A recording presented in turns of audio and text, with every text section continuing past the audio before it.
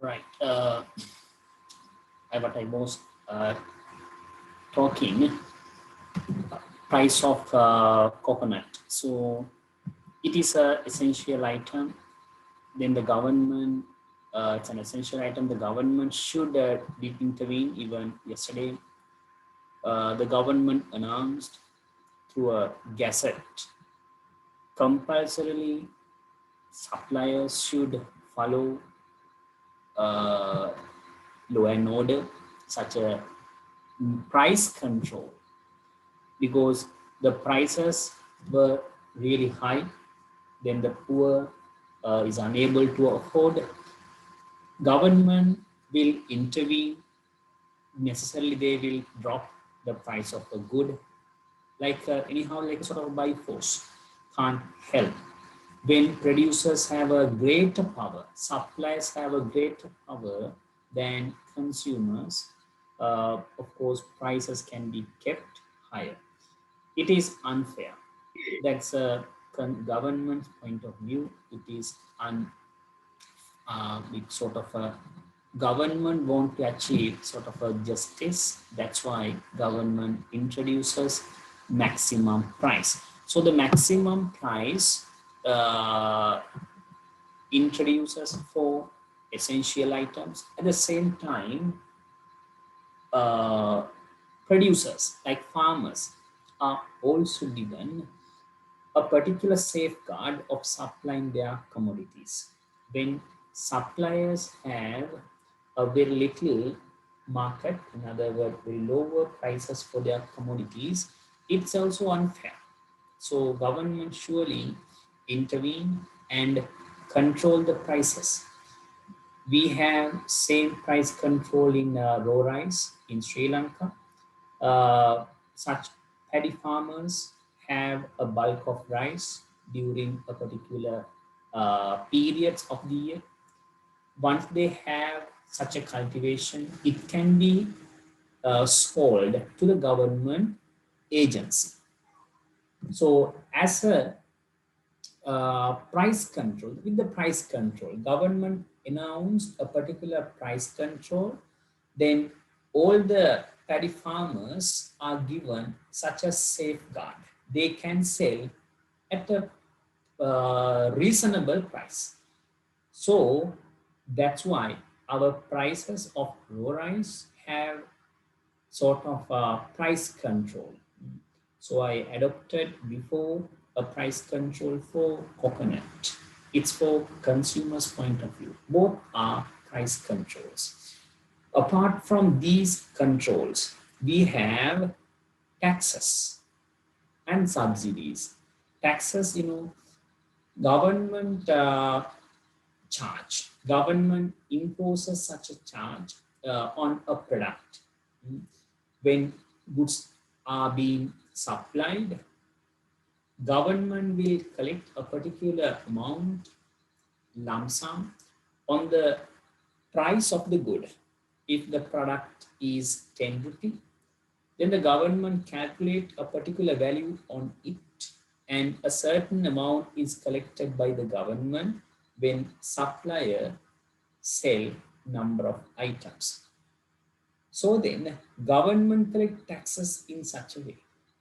Actually, tax is a major income of the government. It's a uh, we can say sort of a finance, main public finance, because finance is compulsory for the government in order to carry out a task for the society. Let's say construction of road, say roads, as well as some other facilities should be granted when they have money which are collected from us.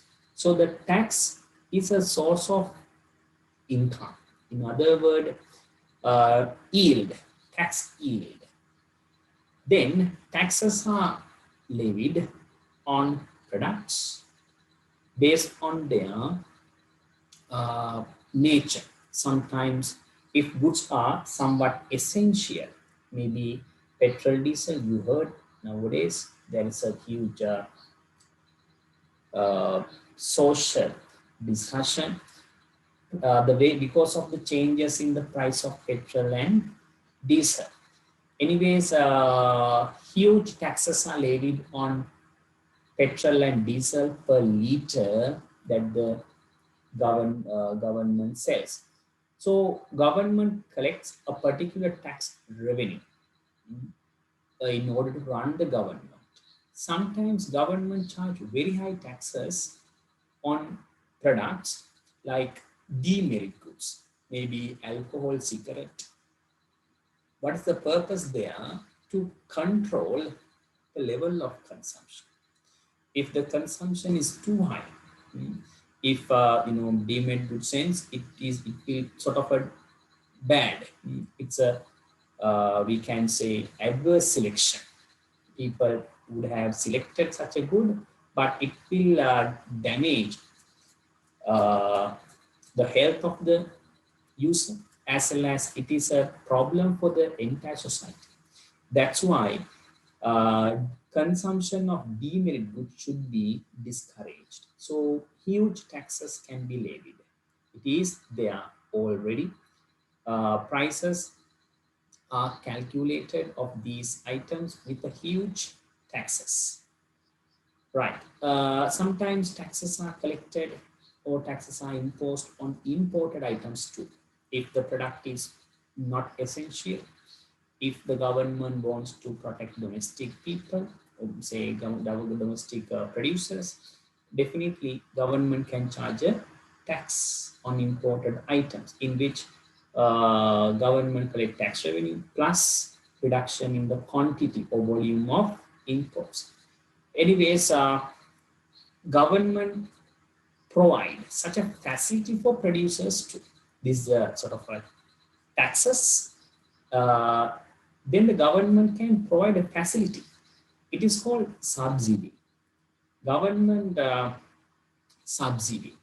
So government wants to provide a particular benefit, mm, uh, like a financial benefit or non-financial benefit for people, say producers, who are going to make such goods. Or it is also there in our country, very famous like fertilizer, fertilizer subsidy. Fertilizer, of course, very expensive for the agriculture goods, crops. So government should facilitate our producers, farmers. Then they should provide subsidies uh, in which cost of production can be reduced. So they can survive. I mean, producers can survive. They are motivated. Large number of production can also be seen. Very important benefit of a subsidy is reduction in the price of the good.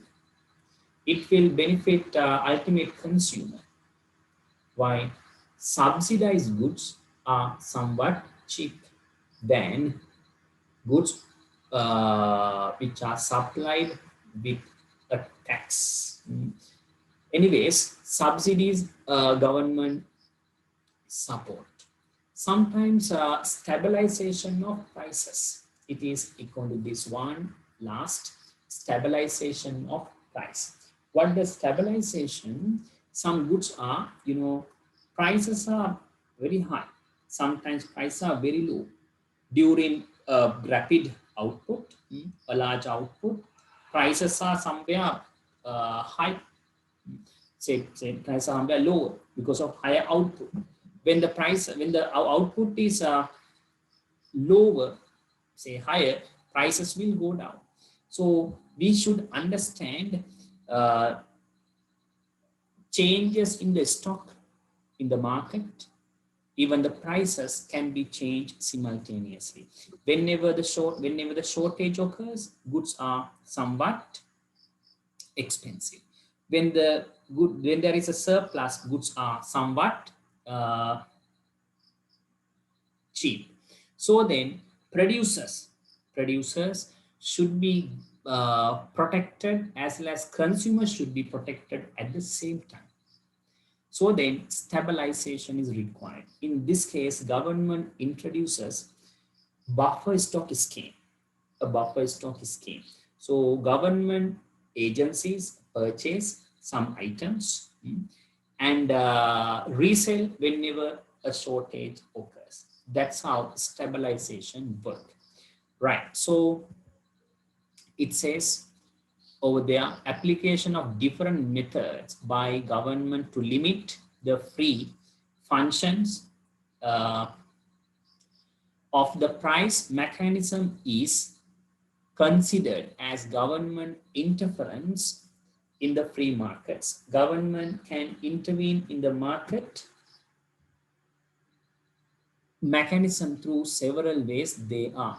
So first one, it says imposition of taxes, individual providence or provision of provision of subsidies. Next, introduction of price controls. There are two types of controls. One is maximum price control. Other one is minimum price control. That's what introduction of maximum legal price as well as introduction of minimum price, minimum legal price. Next one is stabilization of prices. Right. Imposition of tax. First one, in the imposition of taxes, the government imposes a tax.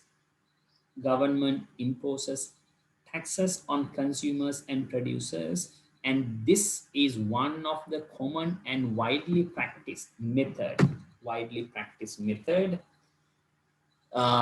employed by the governments to intervene in the freely functioning markets. Accordingly, the government can impose fixed rupee amount as tax on the unit of items consumed, or tax amount could be a percentage of the total value of the given item.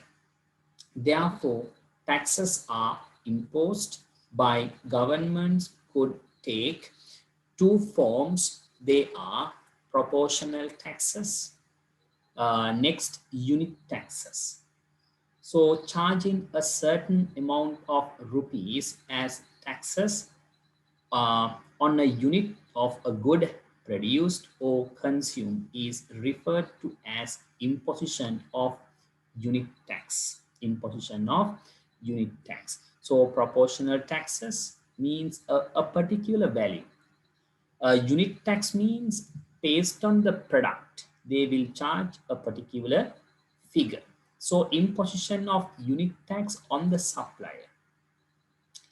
If unit taxes are levied, it's here, unit tax means a lump sum, a particular amount. Whatever the price, say a specific amount is charged. So when a unit tax is imposed on the supply of a good, the cost of production will increase and the supply will decline. With the imposition of taxes, the supply curve shifts to the left by the amount of tax. As the amount of tax is the same for all the prices, the supply curve shifts parallel to the left. You see, the supply curve has shifted parallelly, and it is leftward movement S1 to ST, that means with the tax. Uh, the supply shift parallel to the left. The vertical distance between the curve before and after tax is equivalent to the amount of tax. There is no change in quantities consumers intend to purchase at different price before and after imposition of taxes. There is no change in position of the demand curve. That anyways, demand curve will not be affected, but the supply curve affected by the time price. This was the previous equilibrium, and this is the new equilibrium. Position change since equilibrium price increased, quantity decreased.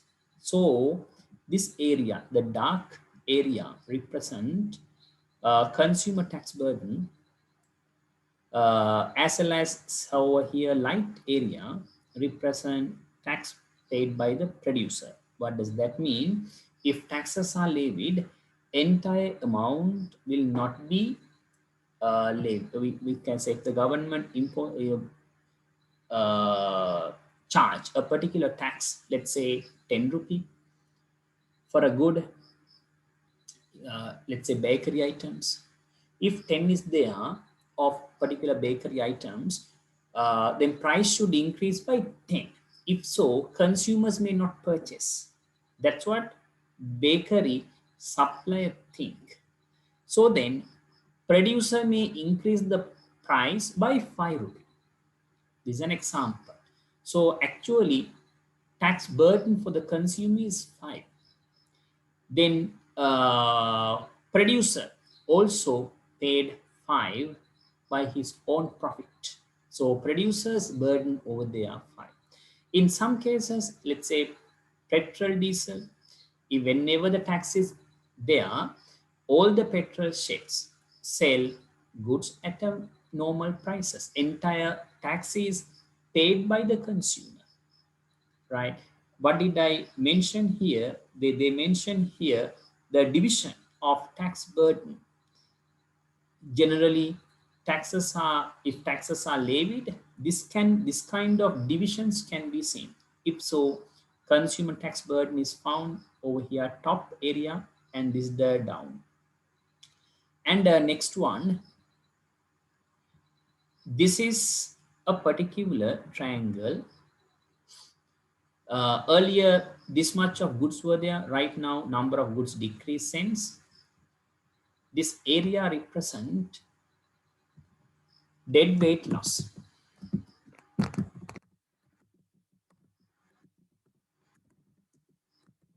That's what same mean in social loss, social cost as well. Reduction in consumer and producer surplus. It is called dead weight loss. Right.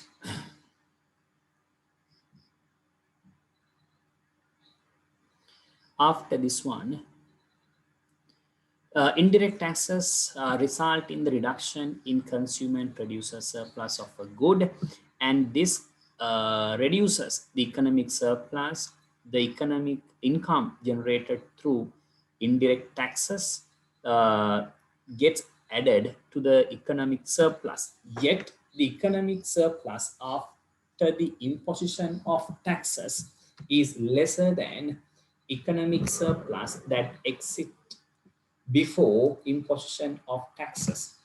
This process creates inefficiency in the market, and this reduction in economic surplus is considered as the loss of economic social welfare or deadweight loss. Next, provision of subsidy. So the provision of subsidy, as I told you, government support. Government wants to encourage such producers. So then it says uh,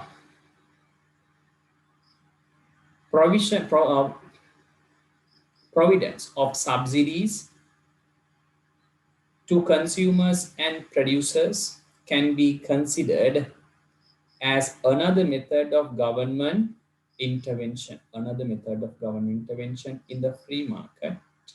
Uh, a payment a payment made to producers by the government with a view to increase production by minimizing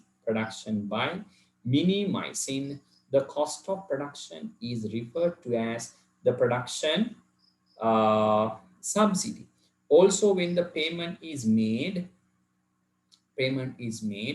on producers by the government in order to provide a good to the consumers at the concessional prices, the good that is available at the market at a higher price is referred to as consumer subsidy. Providence of subsidies changes the demand and supply conditions in the free market. It is it also changes the market equilibrium position, which is determined through the free interaction of demand and supply forces. Next one, the way of illustrating such a subsidy. Uh, Subsidies are support given by the government. So the supplies are encouraged means supply curve shifted to the right. Earlier equilibrium was here, price, quantity. Now supply curve shifted to right, new equilibrium price, equilibrium quantity. Mm. Then the price went down means this area represent consumer benefit, right? Benefit to consumer. Meanwhile, we extend this line somewhere here, and towards that side, we will come across another price, this somewhere there, and the previous equilibrium. So the distance somewhere, this area, what I showed here, represent producer benefit. Producer benefit. So earlier they had a burden, now there is a benefit. So benefit means a larger quantity sold with the government support. Anyways, he also did weight loss. Why is that? Government had to spend money. This not happen automatically because government wanted to encourage, since government paid here large output, sense there is a greater burden for the government too. So this area triangle represent social cost, in other words dead weight loss, right? So when a subsidy is provide cost of production subsidy, the it says providence of a unit subsidy to producers reduces the cost of production. Therefore, after receiving the subsidy, the quantity of producers are willing and able to supply at all the prices is higher than quantity the producers are willing and able to supply at all the prices prior to subsidy provided. This is indicated by rightward shift of the supply curve. In addition to the price paid to those who purchase the item, because the fixed unit of subsidy paid to producers by the government, the producers receive higher amount than amount to consumers pay for given items. The difference between these two prices, what the consumers pay and what producers receive for the item, is equivalent to the value of the unit subsidy. Therefore, vertical distance between the supply curve prior to the subsidy provided and supply the curve after subsidy provided indicates amount of subsidy given to producers. Although the consumer and producer surpluses increase because of the unit subsidy provided, the government has to incur a cost when providing the subsidy, as the cost that has to be incurred by the government is higher than the additional gains in consumer producer surpluses. There will be an overall declines in economic surplus because of the subsidy provided. Subsidy provided. Right. So finally, there is a price control. So we discussed what is meant by price control. So the government intervention to limit the legal price of a good when the government is under the impression that the price determined uh, through the free interaction of demand and supply in the market is unfair by either the producer or consumer, the government intervenes and changes the price determined by market forces, and this is referred to as the price controls. The following given factors could be cited as the reasons for introduction of such controls. Price of a good or service prevalent in the market is not affordable to consumers. To prevent unfair prices hikes at the time when there is a shortage of the given item in the market, to control higher inflationary situation. Inflation means rapid change in price level. So if the prices are somewhat high, it is not good. Then consumers are affected. That's why government wants to control. Next one, it says further, uh, to ensure that producers receive fair and adequate income for supplying goods or services. Supplying goods or services. Next one, there are two different types of price controls of the government can impose. First one, imposition of maximum price. Legal declaring maximum price at which an item can be sold is referred to as the imposition of maximum legal price. Maximum legal price is imposed by government with the intention of bringing down the price of a good that prevails in the market. Most maximum legal price is imposed essential consumer items like bread, flour, gas, and maximum legal prices become an effective prices only when legally determined price is lower than the market equilibrium price. The impact of the imposition of maximum legal price can be geographically explained as follows. Graphically explained as follows. In the diagrammatic analysis, as a graphical explanation, demand curve and the supply curve. This is the equilibrium P1, equilibrium quantity Q1. If the price is likely to be expensive like P1, government can introduce such a minimum, say maximum legal price. So the maximum legal price is also called price ceiling. Price ceiling. Uh, if the maximum price is imposed in such a way, immediately the market will have a shortage. This is called shortage, or excess supply, say excess demand. Suddenly demand is very high. You can see very high demand at Q2, but supply is very little. So that's why a shortage. If a shortage exists as a consequence, producers may sell goods at very high price. It is called black market price. Black market price.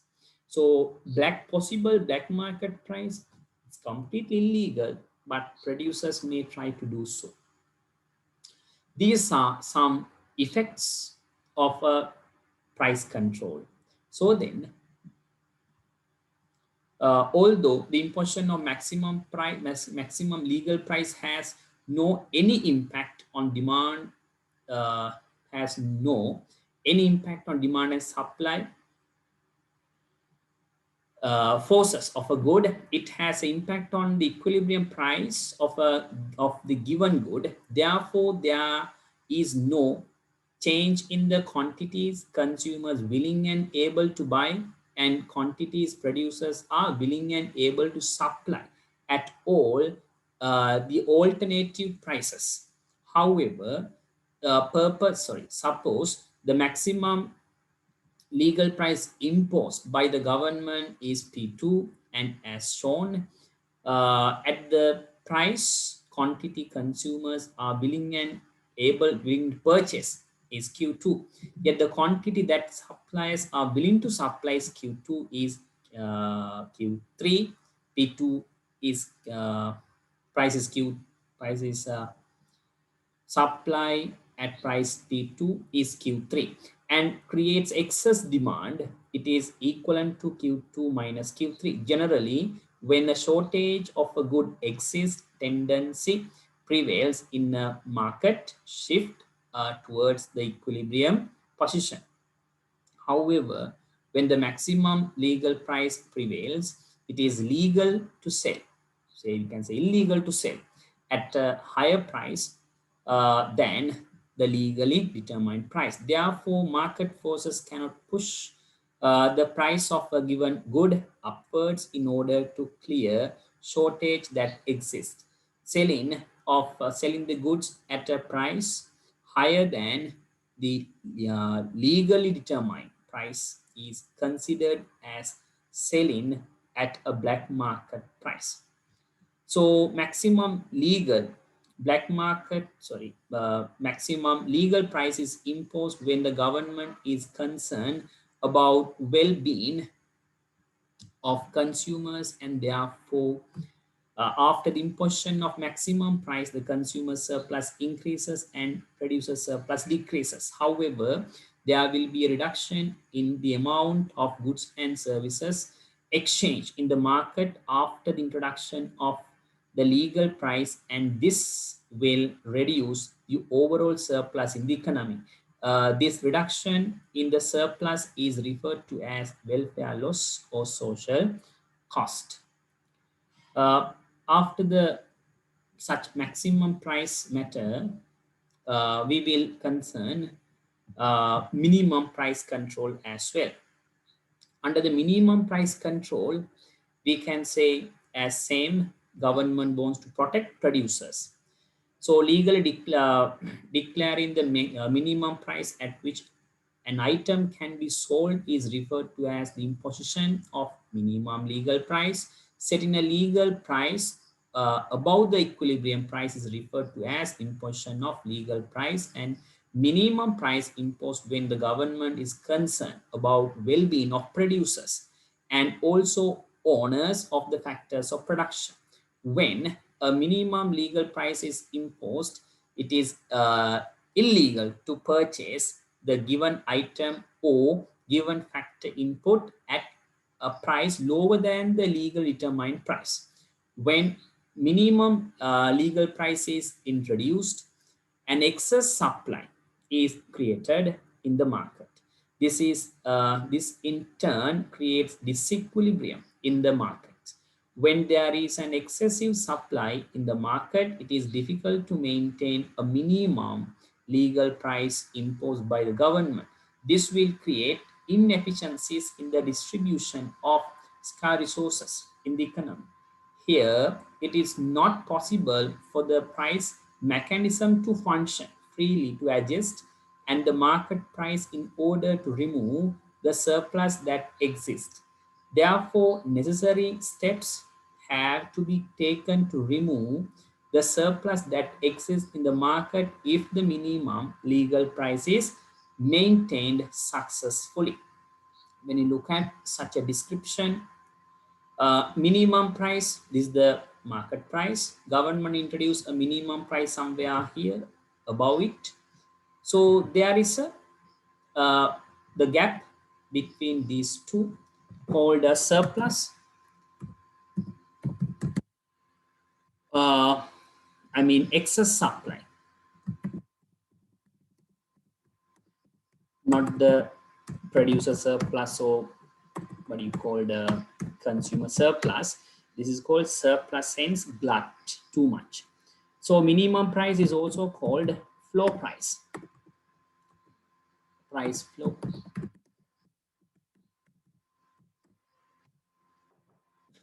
So the impact over here, excess supply, producers are encouraged. So too much of goods are available than the society needs. It is an inefficiency. So government intervention may not necessarily improve its efficiency. That's what we can evaluate even though government intervenes into the market. So finally, the imposition of the minimum legal price reduces the overall economic surplus. However, the producer surplus will increase because the benefits of minimum legal price brings to the producers, that is, if the government successful in introducing the minimum legal price unexpectedly, but minimum price reduces consumer surplus. The overall declines in the economic surplus will create social cost. In other words, deadweight loss to the economy means huge loss for the economy because too much of goods are there. Sometimes there is a huge government cost of implementing those decisions, especially when the minimum price introduces, government should purchase. Otherwise, uh, producers may not keep minimum price continuously. So it is a huge cost if the government is still, when we look at the Sri Lankan economy, government should purchase raw rice from farmers. Otherwise, they can't maintain such a minimum price. Anyways, it is costly for the government. That's why it's a huge deadweight loss. That is the end of this lesson. And with this, our chapter is over. We will start in the next week doing some questions from your past papers. Right. Then we will wind up the class from here.